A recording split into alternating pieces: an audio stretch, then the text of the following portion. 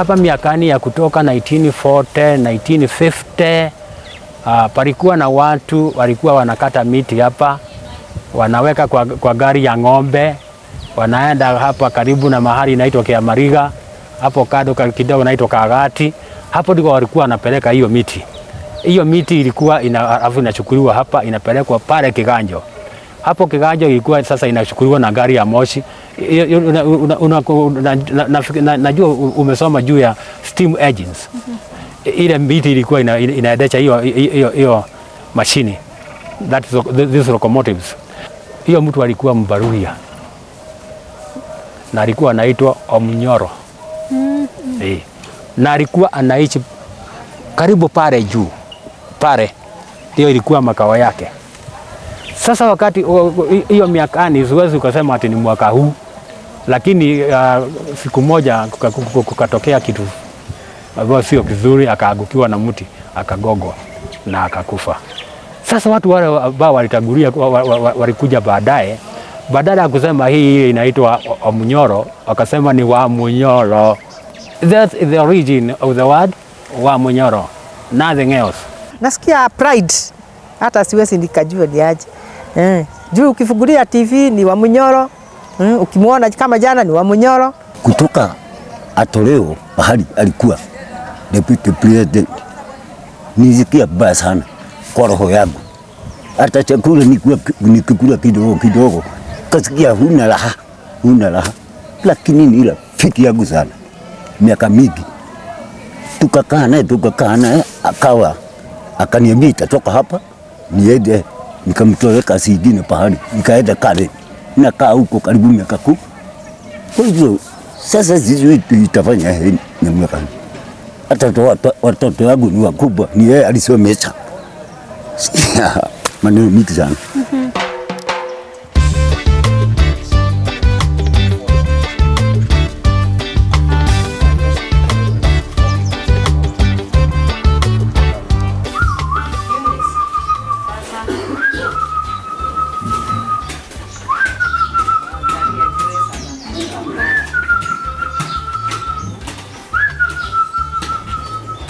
We grew up in this village. It's a small village, but a very interesting village. And our life here revolves around kindness and being nice to each other. And as our parents brought us up, we were families. You could just go to our neighbors here for dinner and just eat like you are in your own home.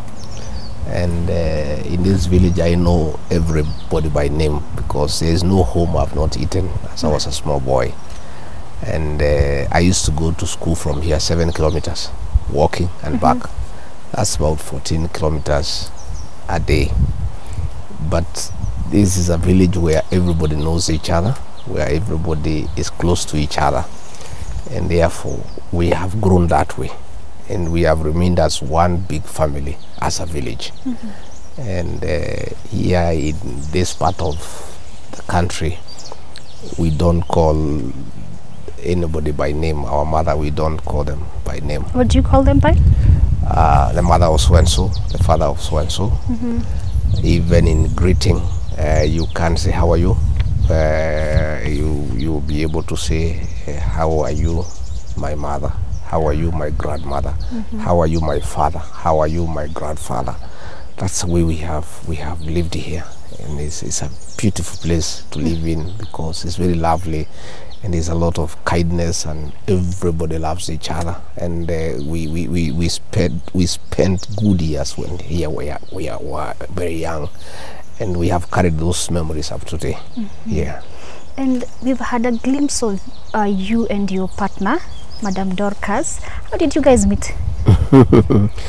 I think we met in a bit of politics. I was chairman of Nyeri University Students Association, and I had taken a delegation to visit then President Daniel Arap Moi. And I was at the University of Nairobi first year, and Pastor Dorcas then was first year at Kenyatta University. And she happened to come into that delegation, and she happened to talk to me, and I said that we'll follow up later and we'll look for each other. And then we met a day after, another day, one thing led to another, the rest is history. Aha, that's really beautiful. And into serious matters, when you were impeached, did you think then, or imagine that Wamunyoro is gonna be this place for political rebirth?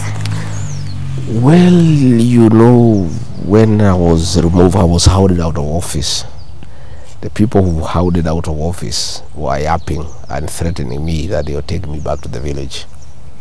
In fact, one of the leaders from Kikuyu constituency, who led the impeachment onslaught on behalf of President William Ruto, one day in Parliament called me a villager. And he was right, I'm a villager, because I came from this village. And as they were hounding me out of office, the president, his people, they were all threatening me that they would take me back to the village. And I came back to the village. And what they did not know is that this village, called Wamunyoro, is the birth of Kenyan politics. And where they sent me back to the village, that village has become a thorn in their flesh. Everybody talks about it in Parliament, talks about Wamunyoro. In all presidential rallies, everybody talks about Wamunyoro. There is a saying among my people that where it is thrown is not where it falls. Little did they know that the Wamunyoro they were sending me to will become their biggest headache in the next so many years. And I was happy to come back home because I come from here. And anybody sending me home really was not a punishment. You know, people thought that telling you you are going back, you are sending you home, they are punishing you.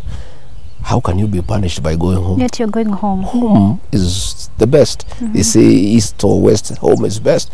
I was born here. I grew up here. Coming to Wamunyoro can never be a punishment. You know, if anybody thought he's punishing me by banishing me to the village, they were not punishing me. They were just taking me back to where I tick my natural environment. You know, this is where I really, my thinking, my strategies, my planning is at its best from here. Because this is where I was born, and all my leadership qualities, all the things that I know come from this village. So it's like, I would call it taking the fish into the water. Okay. Yeah, that's basically that's what it is. You know, they brought me where I'm at my best, and from this village we are shaking the country because we are at our very best. Yeah. And when I came back home, the village embraced me, and they said, "Our son, welcome back home. We have missed you. We have not been seeing you. And don't feel sad. There's nothing that has happened. You're our son. We love you. We love the way you do things. Just come back here and stay with us. Other people may think they have punished you, but for us, you are our son. You have been here. You have impacted so much on our lives. We are happy to have you back." And I came here with my wife and children. We have since settled.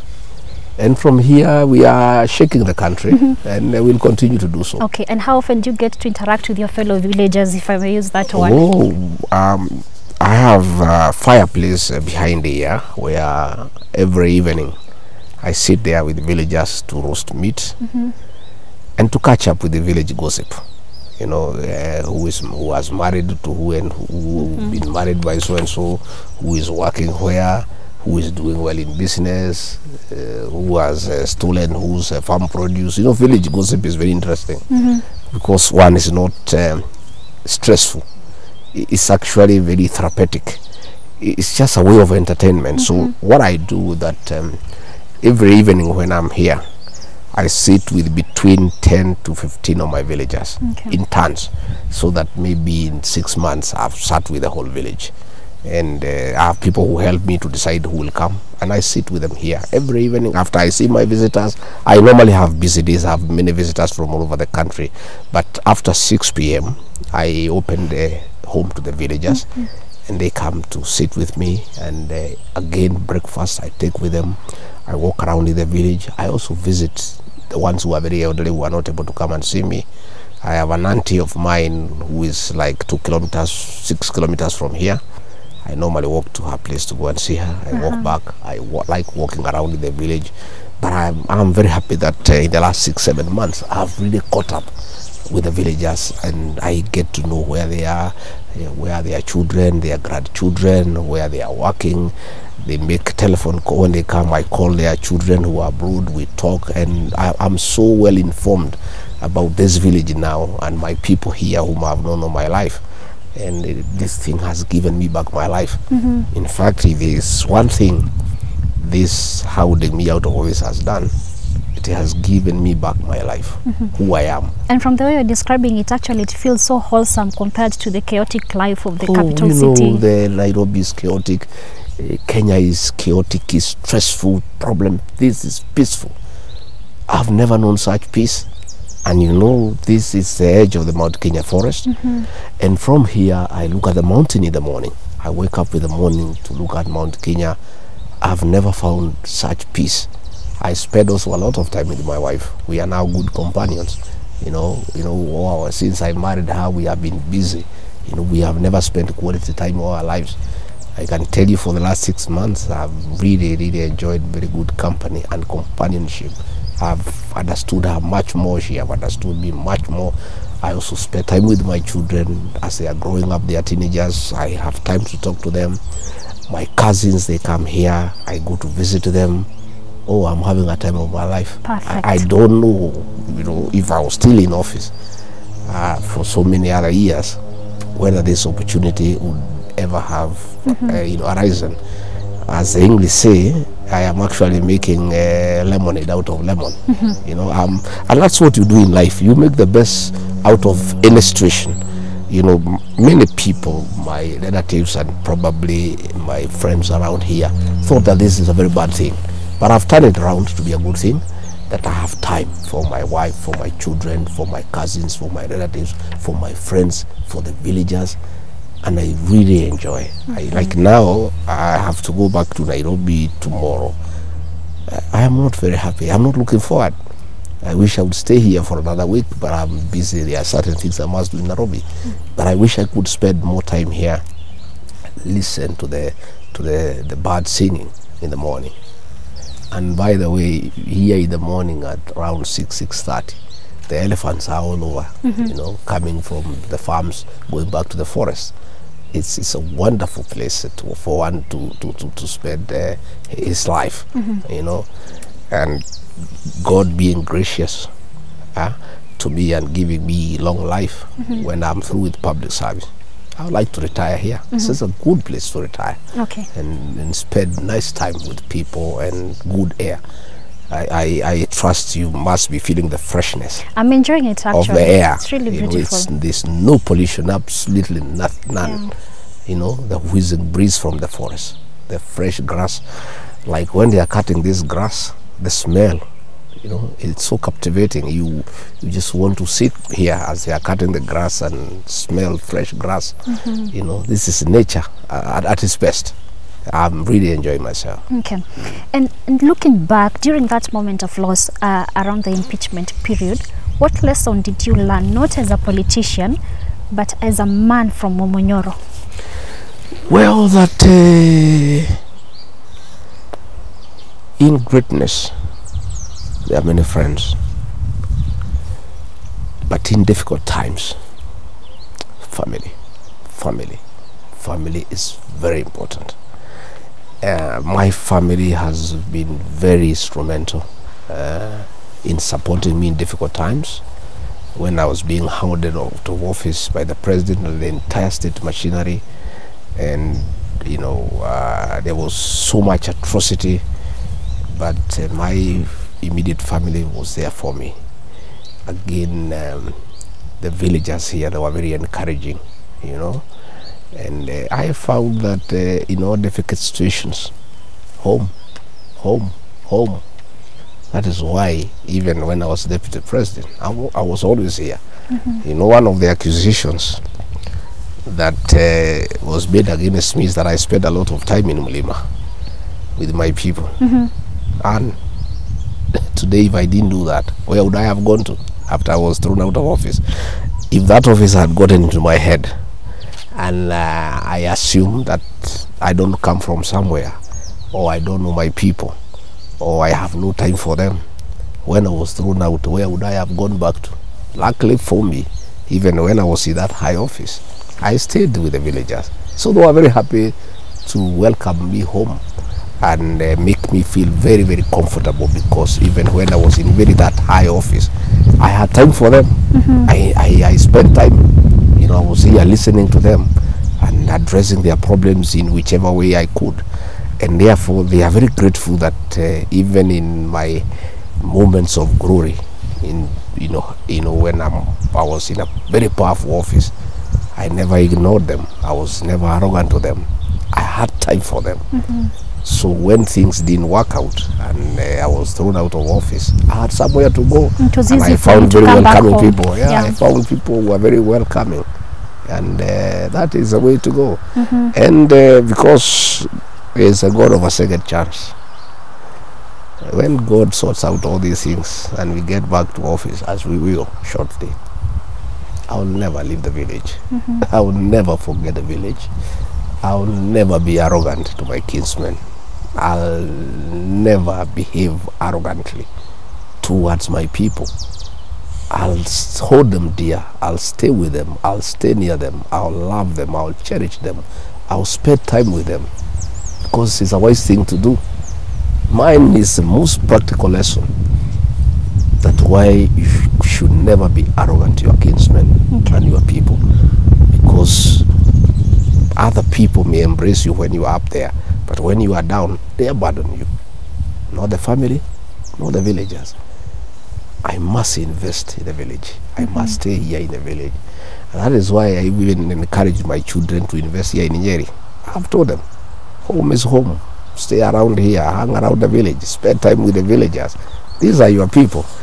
Again, in the lessons of betrayal, because these are difficult lessons that we have learned. People we trusted, betrayed us in a very bad way. We have now learned whom to trust. You must be very, very, very careful to bring people into your private life, to bring people into your secrets, to bring people in what you believe in. You must be very, very, very careful. You must take time. To employ a personal assistant is somebody you must have known for a very, very long time. Their character, their integrity, their behavior. I made so many mistakes in high office. People who were talking nicely to me, I brought them into my life and allowed them into my inner space. And they are the ones who are bought to betray me. I'm now a very wise person. I say these are great lessons, and I thank God that some of these things happen because I look at life differently. I am a very, very careful person. I'm extremely cautious on who I get near me and who I share, what is in my heart. Okay. Yeah. And Mheshimiwa, coming back to Wamunyoro, did you ever think that that name is going to make headlines and Mount Kenya will listen to you again? I did know that Wamunyoro will attract the attention and the significance that it has. But I knew that Rigathi Gachagua would not fade away. He wouldn't. Because Rigathi Gachagua is a godly man. He's a man who believes in God. He's a man who prays hard. And he's a man who has not wronged anybody. He's just a victim of viciousness and betrayal. I knew Rigathi Gachagua would rise again. But I didn't know that in his rising, Wamunyoro would shoot to national fame. But I am not surprised, because great leadership has been crafted in this very home. The late Davidson Kuguru, who was a member of parliament for Madeira for 4 terms, his politics, his leadership was crafted in this home. My late parents were his great supporters. I was a young person and he used to come here, and it's from here that his leadership was anchored. The late Rigathi Gachagua the late governor of Nyeri was my brother, elder brother. His politics to become the member of parliament for Madeira were crafted in his home.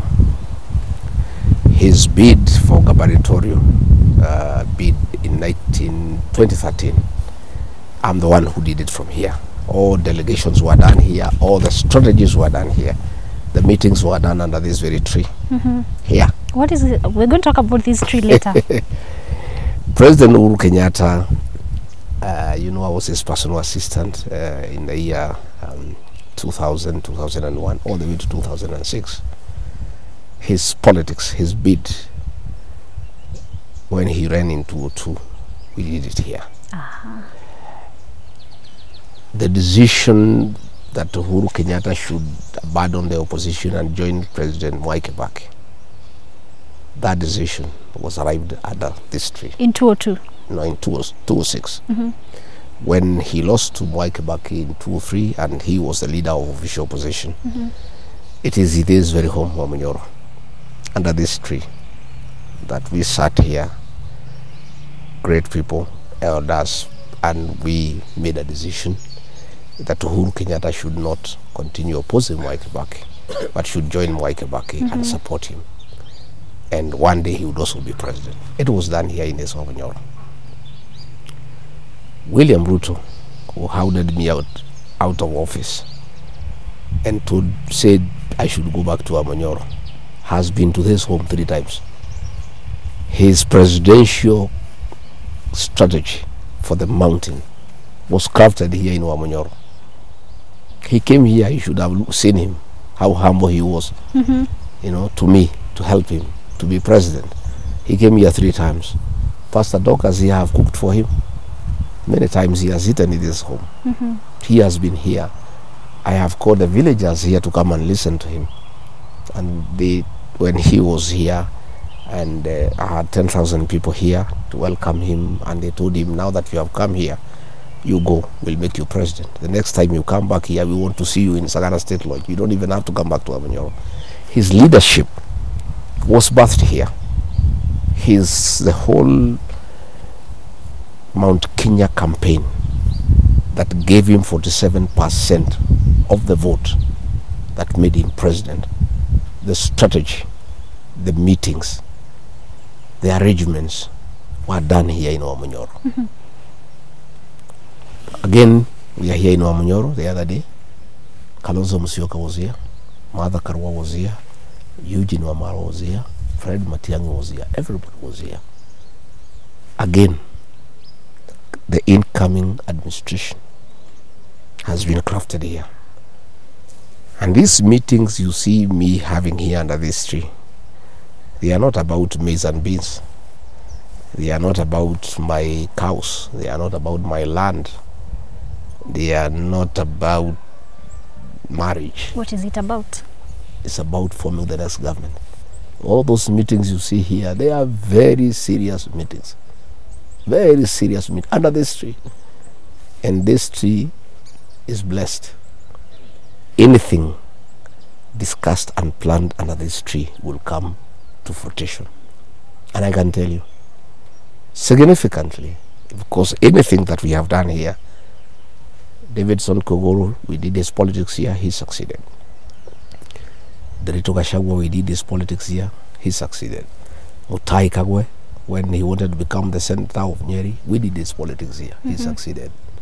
Uhuru Kenyatta, we did his politics here, he became president.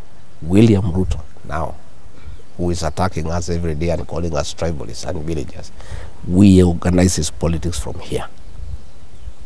I want to assure you, you can take this to the bank. All the arrangements that are being done here in Wamunyoro under this tree will come to fruition.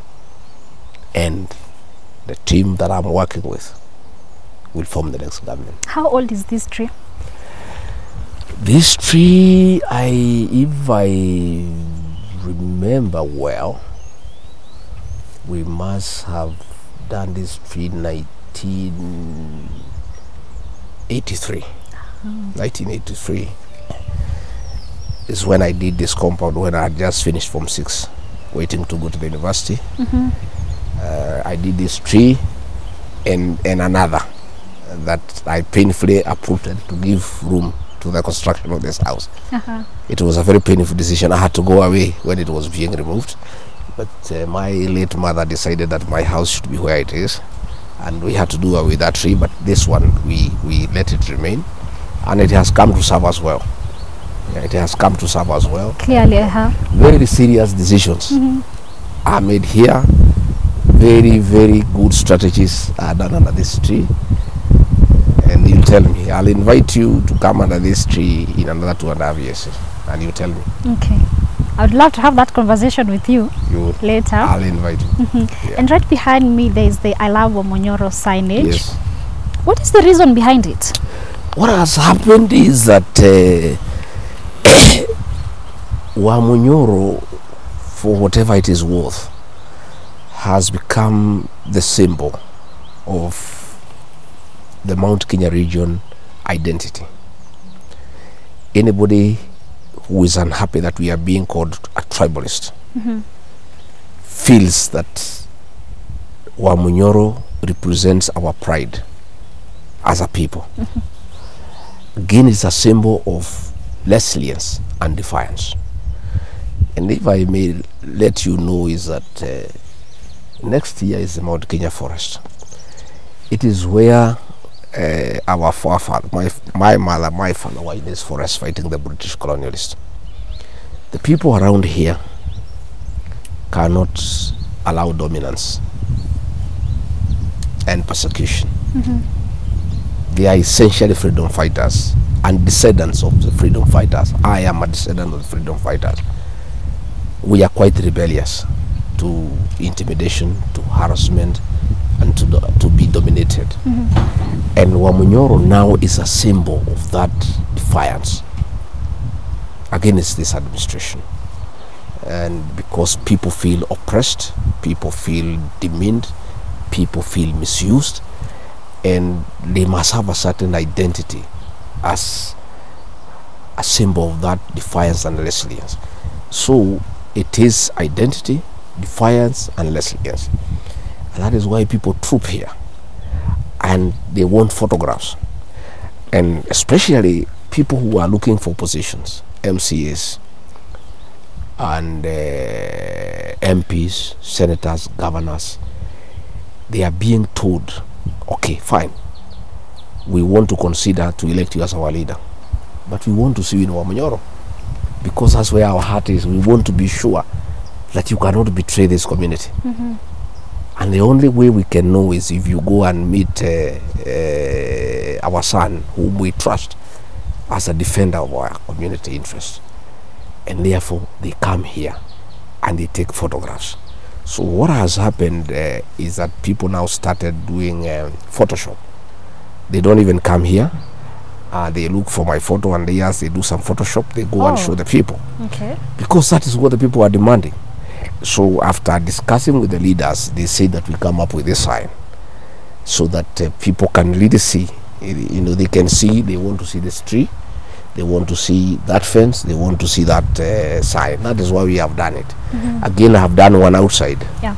Why I did that one outside is that, you know, hundreds of people now are coming from all over to see Wamunyoro village, and they want a souvenir, something to go home with. And because I'm not here most of the time, they are not allowed to come inside the compound to take photographs. So after discussing with the local elders, they instructed me to put our Wamunyoro sign there, so that even from the roadside, people can take photographs with that sign, I Love Wamunyoro, and then they can go and they are happy. In fact, some people who came from Kiambu and elderly people, and they had a challenge because there is a road and there is no washroom, there is nothing. And the children who brought them had a very difficult time on how to help them. They are elderly people, but they wanted to go to Wamunyoro. And those people looked for me and they advised me, and I've discussed with the elders that I'm going to cut a small space of land at the corner so that we put a small canteen and we put some washrooms, and so that when people come to see Wamunyoro, even if I'm not there, when I'm there, I open for them. they come, they take photographs, they go. But when I'm not there, and the people who take care of this compound feel that they don't want to allow people when I'm not there, we are going to get a small corner on the farm. It's a small farm, but we'll get somewhere. We put a small canteen where people can take some tea, some bread, some mandazi, and we put some washroom for ladies and gents, so that the people who come here, they want to see Wamunyoro, they can be able to we ease their coming here, so that they don't get in an awkward position. Yeah. And Mheshimiwa, are you a kingmaker or a king in waiting? Well, I don't know. We leave that to God. Kings are made by God, so that one I cannot say. A kingmaker I can be, because that is a decision that I can make. Yeah, whether I'll be a kingmaker or king, we leave it to the Almighty God. God is gracious. I've been a very prayerful person. I've been good to people. I've taken care of widows. I've educated orphans, and God is very kind to me. I can see the kind of favor that I enjoy among Kenyans. It's not me. It's not my effort. It's God's favor, and God will give me a second chance in whatever capacity. Yeah, and whatever God decides for me, I will take it with the grace and appreciation. Yeah. And back to the village, because that's why we are here for this interview. What has this village given you that the capital has not? Peace of mind. I am a very peaceful person. I sleep very well when I'm here. 10 hours, 12 hours of good sleep, very sound sleep. A lot of love around me from the villagers. Again, I enjoy the environment, the freshness of the air, and the scenes, especially looking at Mount Kenya in the morning. At its best, when I wake up, I look at the mountain. I'm very peaceful. Again, I take a lot of time here to pray and meditate, and I've not known peace for a very long time. I've not enjoyed my life in the way I'm doing today. I come here, and it's very, very therapeutic. It's very, very, very therapeutic. And I wish I could spend more time here, but of course, because of national duties, I need to serve my country. I need to be in the capital city. I need to travel around the country, but I'll try to the extent possible to spend more time here. In fact, after the launch of our party on 4th June, I intend to take a 10-day break, and I intend to come here to Wamunyoro and just hang around and have a nice time. Yeah. And do you feel becoming the very kind of leader that we've seen you challenge? And by that I mean President William Ruto. I am a very humble person. Sometimes people think I'm a very fiery person, and probably on the TV, because of the fiery speeches, people sometimes think I'm a very tough-skinned person. I'm a very soft guy. I'm like a tortoise. A tortoise has a very hard shell, but beneath is a very soft animal. That's who I am. I'm just a simple guy, born here in the village, an ordinary person. That's why I have settled back in the village so quickly. I mean, the transformation is not many people who are able to transit the way I have, from deputy president back to a village with ease, because I'm such a person. I'm a simple person. One, I can never be vicious. I am not vengeful, and I am not evil. I am a good soul, and I am very loving, I'm very accommodating, and I'm very soft. And as I said yesterday, my whole leadership DNA, the whole leadership ecosystem around me is about the people, listening to the people, being kind to them, listening to them, understanding them, and aligning to their aspirations. And that is why I can never be a vicious leader. Yeah, because I will remain who I am. And many people who have the benefit to know me one-to-one will testify to what kind of person I am. From public utterances, from speeches, from the TV, people probably have a different picture of whom I am.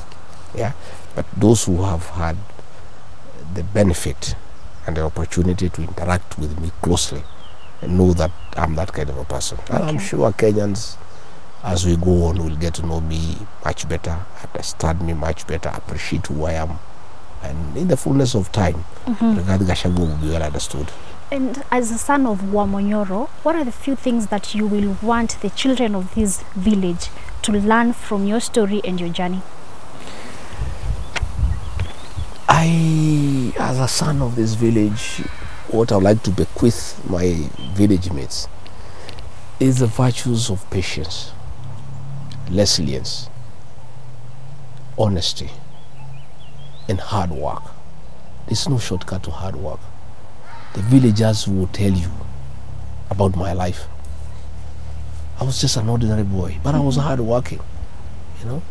I would work in the farms during holidays. I would get to know where people are doing communal work and go there and start a small kiosk to sell tea and bread at a profit. And with the profit, I would grow my business. The village here is a mist in my journey of transformation in terms of the business acumen. I started as a young boy, you know, to sell tea and bread to my fellow villagers. And it's something that I like people here to learn. Again, I've really impressed upon my villagers here to be truthful, just to speak the truth, you know.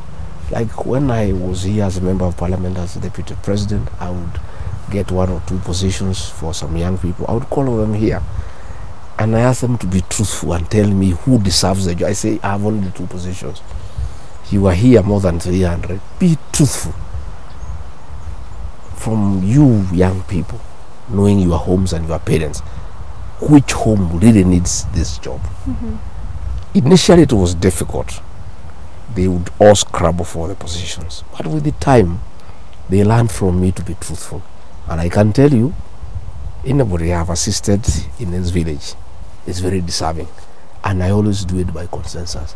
I have never given any position for employment to anybody myself. I always call the villagers here. I say, I have an opportunity of 2 or 3 people of this qualification. Please, can you discuss among yourselves? I've given you 2 hours as you take tea and bread. I am in the house watching TV. I'll come back after 2 hours.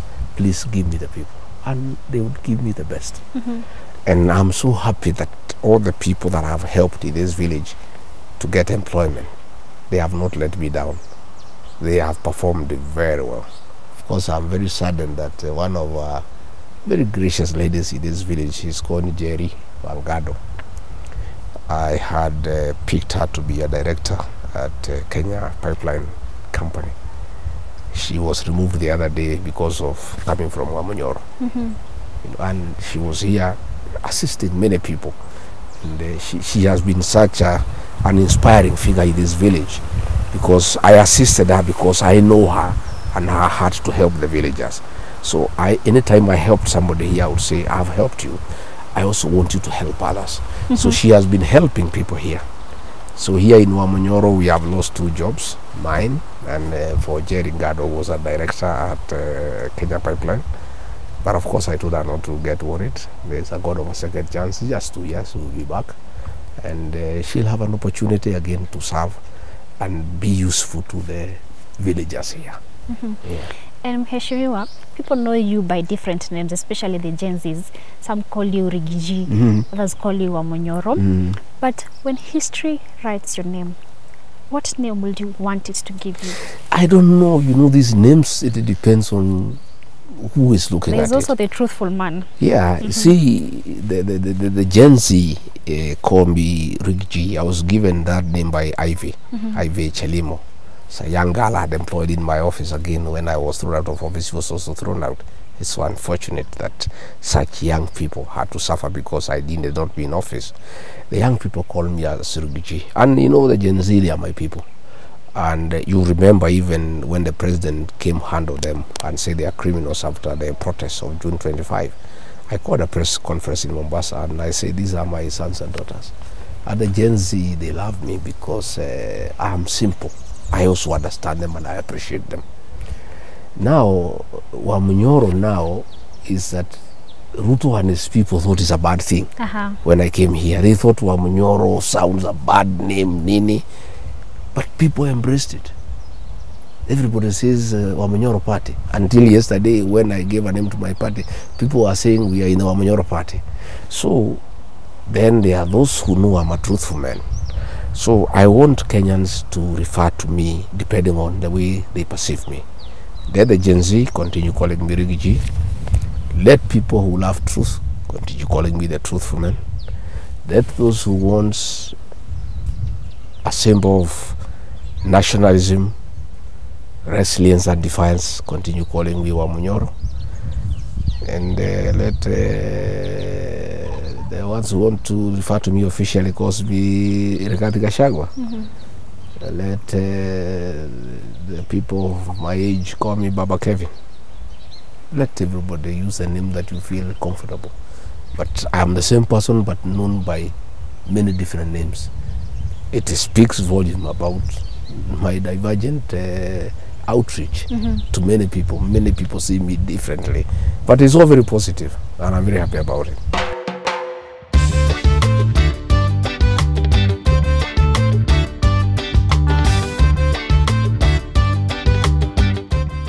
It feels like the city has moved to Wamunyoro, and it is pretty busy to host. But at the same time, what you must realize, my husband has been in the public life for the longest I've known him. Even when I met him in the university, he was a chairman for DUSA. And so he was still, even when you went to visit him, you had students around him. There was a cast which he was also running at that time. And I've not known when he doesn't have people around. So seeing people coming here, and we also love them because for someone to visit you is because they love you. The other time when we were in office, there was quite a lot, because we believe that when you are given a position or when you have an office, you are called to service. It is about servanthood. It is about serving the people. And therefore we were busy serving the public, and some of our things were a little bit, forgotten.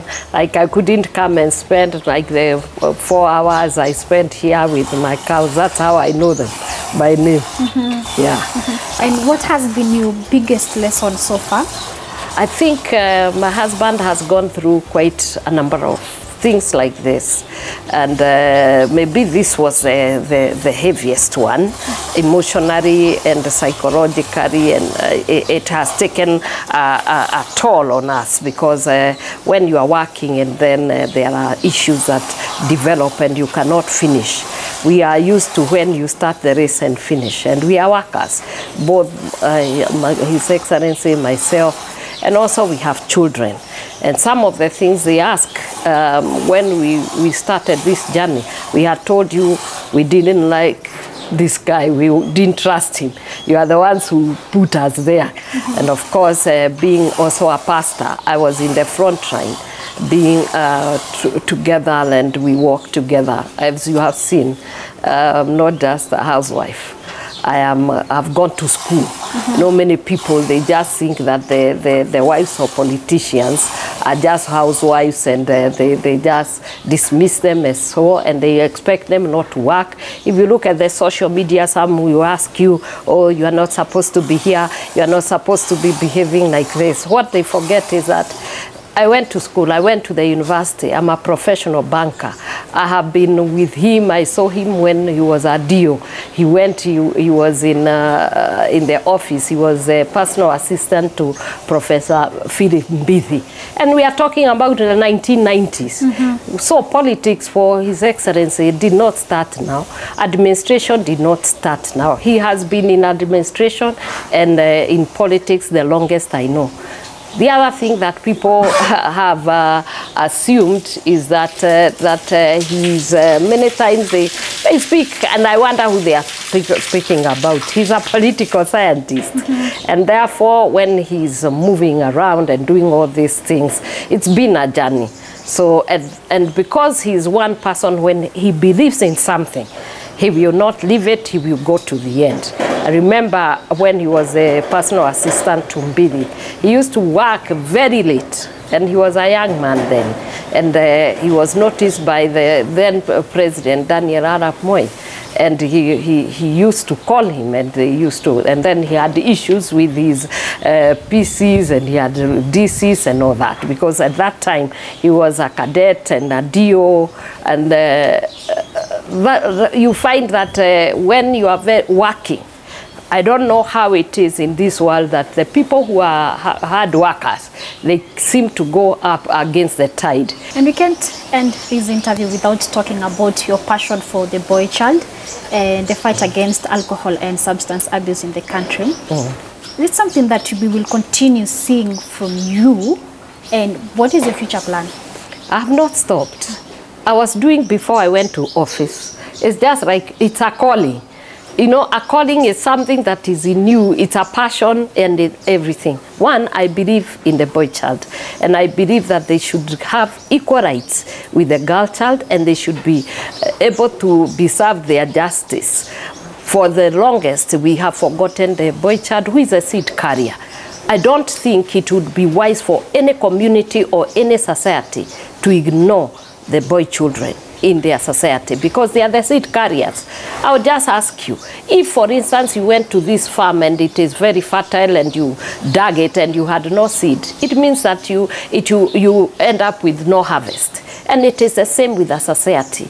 These boy children who are there, and according to God's divine order and plan, they are supposed to be the head of households. They are supposed to be fathers. They are supposed to be leaders. How can they lead from the gutter? How can they lead in those frustrations? The many whom I have met when we have been doing this program, the problem has been is that many, they were brought up not like the girl child. No love, no nothing, no care, no mentorship.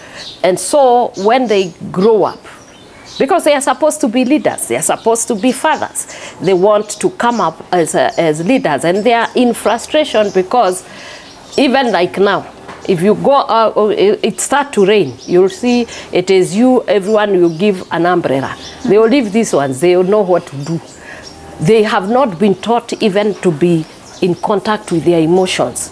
At the end of the journey, when they want to be husbands, the wives want them to love. They don't know. So there is a lot that we are trying to do in the boy child. I have not stopped. Right now, I have about 50 who are doing ICT. We have sponsored them. And the others who are here in Tibet, about another 40 in Abadea's Technical College. And the ones that we had before when we came out of office, we continued to pay for their skilling and also for their rehabilitation. And most of them are working now. The beauty about men is that once they get what they want and you guide them and they get their identity back, there is no stopping. When they make a decision, oh, I love them.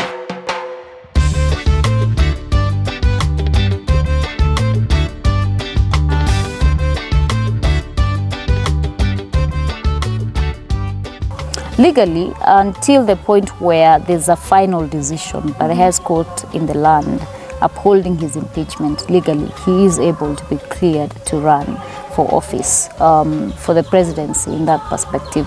I do think that when the impeachment happened and the government felt that now they were sending him to the village, they said he's a villager, they relegated him to Wamunyoro, but Wamunyoro has become a brand. It has become a feature in even international media outlets. It's now shaping the geopolitics of this nation. And I do think that I'd want to see more of him in the future at the top seat, because like I've said, I do admire his core quality of just being very direct and very upfront with people and just the truthful man himself. You know, I think is something that we'd want to see. I'd want to see how a truthful leader would lead a nation. Mm-hmm. I was watching the proceedings of the National Assembly and the Senate, and to be sincere, there was injustice being made to the former Deputy President, and the pressure I had from my people, I decided I have to act, not just speaking and crying with my people, and I decided to get an advocate, and I went to Kirogaro Court, and I launched a petition, E013, where we got orders stopping Kindiki's swearing in for 2 weeks. But unfortunately at the High Court, the bench that was constituted by the DCJ, who didn't have the mandate to do so, they prayed around that court order. They sat on a weekend, and my court orders were quashed, and they sworn in Kindiki the following week. Yeah, but we were doing this for my people, and we wanted Rigathi to get the justice he deserved. You've seen there's a petition to do with the DCJ, and we are hopeful in the coming weeks, after we go back to the courts again, we are going to confirm the reason why they did the injustice to Rigathi. So I want to confirm this was a good move. We have faith in our justice system, and I'm sure the bench that is coming is going to listen to us, listen to my advocates, and give us, the people of Kenya, what we deserve.